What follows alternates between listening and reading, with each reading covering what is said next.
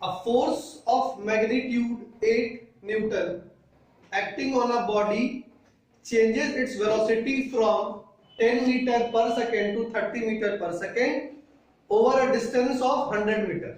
Clear है?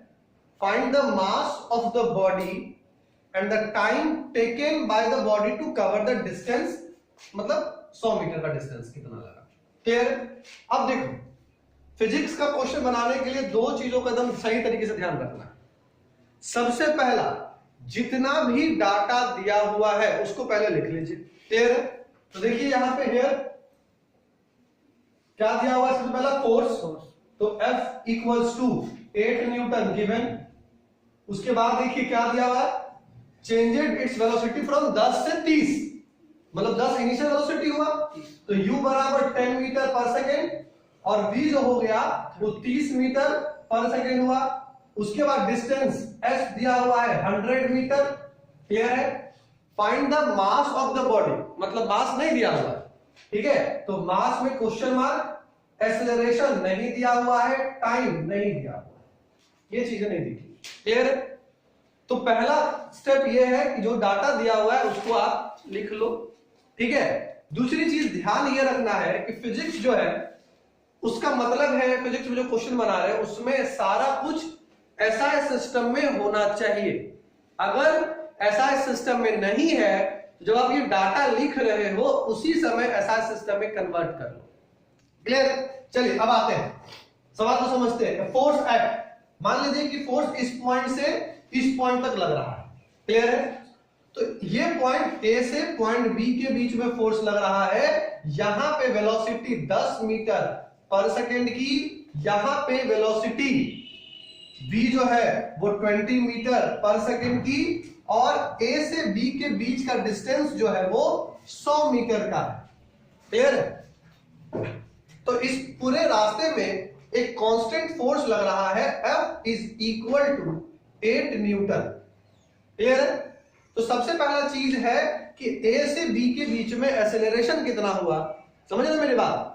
तो यहां पे हम लिखेंगे, गौर कीजिएगा, इक्वेशन ऑफ मोशन हमारे पास v square minus u square equals to 2as. Clear है? बात समझ में आ रही? देखो हमारे पास है क्या, हमारे पास इक्वेशन ऑफ मोशन 3 है. तो आपको देखना क्या है कि जो डाटा यहां पे दिया हुआ है उसमें से कौन सा डाटा लगा के आप किसी इक्वेशन को यूज कर सकते हो. अगर आप s equals to ut plus half at square वाला देखोगे तो इसमें t की वैल्यू चाहिए, नहीं दी हुई है. क्लियर है? तो यहां पे सब मिलेगा. ठीक है ना? तो v कितना है, 30 है, तो 30 का स्क्वायर माइनस u है आपका 10, तो 10 का square equals to 2. Acceleration a पता नहीं और स्पीड जो है वो, डिस्टेंस जो है वो 100 की है. क्लियर है?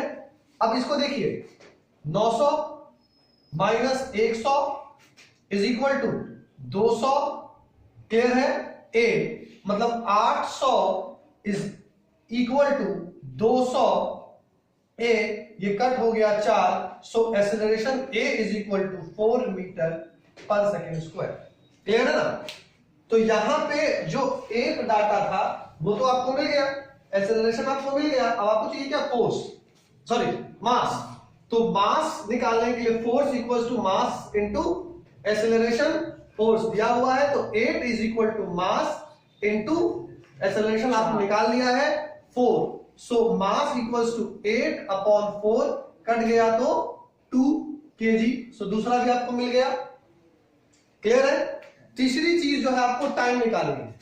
तो टाइम, क्लियर है, निकालने के लिए क्या करेंगे, देखिए आपके पास एक इक्वेशन है v is equal to u plus 80. Clear है? u plus 80. दूसरा इक्वेशन है आपके पास s equals to ut plus half 80 square. आप दोनों में से किसी का भी यूज कर करके डाटा निकाल सकते हैं. ठीक है? आपको टाइम निकालना है, आई विल से इसका इस्तेमाल ज्यादा इजी हो जाएगा. तो v minus u upon a is equal to time होगा. v कितना है आपके पास, 30 minus 10, acceleration 4 is equal to time which is equal to 5 second. ठीक है? सो आंसर आ गया यहाँ पे, मास हो गया 2 kg, एक्सेलरेशन हो गया 4 मीटर पर सेकंड स्क्वायर और टाइम हो गया आपका 5 सेकंड। ठीक, चलिए